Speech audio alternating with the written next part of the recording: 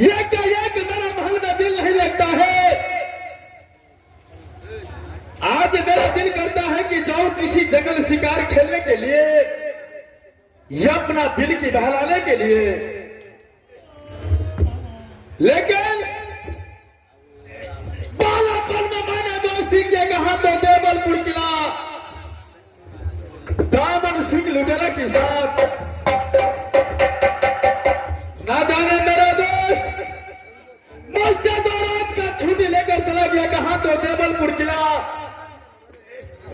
आज मेरा दोस्त को देवलपुर किला में हफ्ता रोज गुजर रहा है, अभी तक मेरा दोस्त वापस लौट कर की नहीं आया है। अगर आज मेरा दोस्त रहता तो किसी जंगल की ओर अवश्य चढ़ाई करता। आवाज लगाता हूं अपना दोस्त को, अगर मेरा आवाज मेरे दोस्त को कानों तक पहुंच गया तो सुन लेता।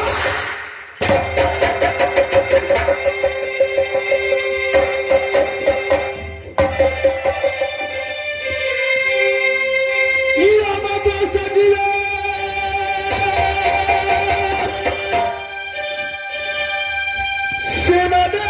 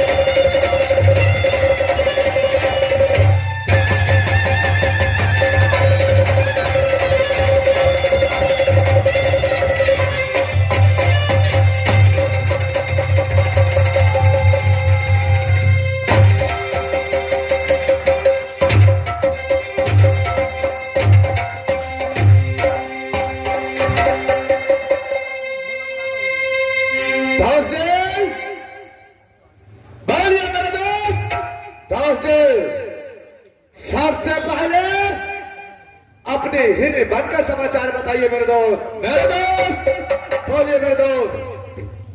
हिंदी जंगल का समाचार बहुत अच्छा तरह से चलता है दोस्त। कौन है मेरे दोस्त? आप अपना देवलपुर किला का समाचार कहकर के सुनाइए दोस्त जी। दोस्त जब मैंने आपका देवलपुर किला का समाचार पूछा, आपकी चेहरा पर उदासी क्यों छा गया है दोस्त? दोस्त जी, देवलपुर किला में बहुत गजब हो गया मेरे दोस्त। क्या देवलपुर किला में बहुत गजब हो गया? क्या है मेरे दोस्त? क्या गजब हो गया? कौन ऐसा विपद आ गया दोस्त? याद कहकर की सुनाइए दोस्त जी। भारत जुल्म को सजिया खेलियो हमारा।